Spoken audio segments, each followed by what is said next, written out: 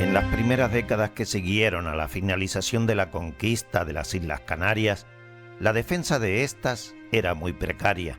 y las pocas fortificaciones que se edificaron estuvieron destinadas más a defenderse de los propios aborígenes que de los enemigos externos, sabiendo, como sabían, que en un día y una noche los moros podían cruzar las aguas que separan la tierra de África de la de nuestras islas.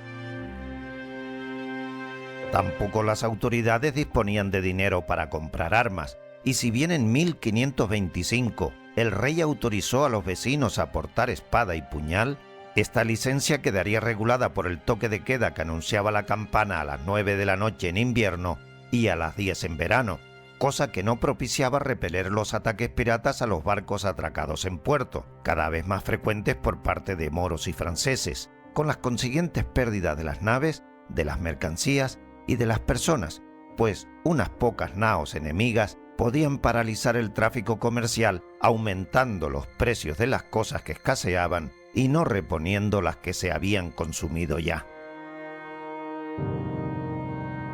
Esta inseguridad en la navegación provocó pérdidas muy altas en la economía y en los impuestos reales, lo que movió al rey Carlos I a disponer que se advirtiera de cualquier movimiento de flota francesa y de posibles ataques, con el fin de estar preparados. Fue así como se supo en 1537 que en Lanzarote había unas naves francesas que planeaban un ataque al puerto de Santa Cruz de la Palma, por lo que las autoridades y la población se prepararon para rechazarlo.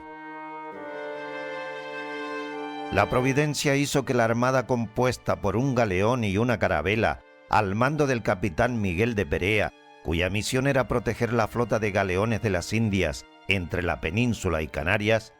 después de haber despedido en La Gomera a la que continuaba para América, se trasladara a La Palma para avituallarse, de tal manera que allí se encontraba la armada cuando el miércoles 7 de abril, pasadas las 2 de la tarde, las 3 naos francesas venidas de Lanzarote se acercaron a tierra, tocaron a guerra y bombardearon la villa y los navíos que se encontraban en el puerto de Santa Cruz. Fueron repelidos por la pieza de artillería que el cabildo había asentado en las inmediaciones del puerto, y las naves del capitán Miguel de Perea inmediatamente salieron en persecución de los navíos franceses, dándoles alcance al sudoeste de la isla del Hierro, apresando a la nave capitana con 55 hombres y a su jefe, el capitán general Nabo, quien confesó que en aguas de las Islas Canarias había en ese momento unas 40 naves francesas dispuestas a atacar puertos y barcos. El navío y la tripulación apresada fue llevada a Gran Canaria. Provisionalmente dejaron los prisioneros a manos de personas de confianza, mientras la Armada continuó su labor de protección de las aguas en la ruta de las Indias. La negligencia del gobernador de Gran Canaria, Bernardino Ledesma, permitió que los prisioneros vivieran en libertad, pudiendo moverse por la ciudad y departir entre ellos, por lo que prepararon un plan de fuga para el 8 de junio. Alrededor de la medianoche, 13 prisioneros, con la ayuda de un joven francés afincado en la isla desde hacía unos 5 años, llamado Martín Marcel, que gozaba de la confianza de las autoridades por ser criado y pariente de un acaudalado caballero también de origen francés, y casado con la hija de uno de los mayores adinerados de la isla, tras el toque de la campana que avisaba de la queda, se dirigió a su casa, que era el Palacio de los Marcel, se armó de una espada grande y una coraza, mientras otro compañero cogía una escopeta y junto a una esclava con la que mantenía relación amorosa, se fueron a la caleta en la que había anclado un navío del que ya se habían apoderado los arrestados franceses después de herir a 2 tripulantes, y zarparon rumbo a Fuerteventura con la idea de llegar a Francia. La huida se conoció de madrugada, por lo que el gobernador organizó una cuadrilla que con un barco, mandado por Melchor de Palenzuela, a unas 24 leguas de Gran Canaria alcanzó a los fugitivos, que no opusieron resistencia. El gobernador encargó al teniente Bernaldianes Torres que se encargara del proceso judicial para conocer la implicación que en el suceso tenía la comunidad francesa residente. Ninguno de los interrogados denunció como culpables a alguien ajeno al círculo de los acusados, pero siendo extraño que en un lugar tan pequeño nadie estuviese al corriente de los planes de fuga ni hubiese colaborado con él, el teniente de gobernador recurrió a la tortura con varios reos, tratando de obtener más información. Si bien, ante escribano, les advertía de la tortura y de que si se produjera alguna lesión, daño o muerte durante el tormento, debían hacerse cargo y sentirse culpables por ello.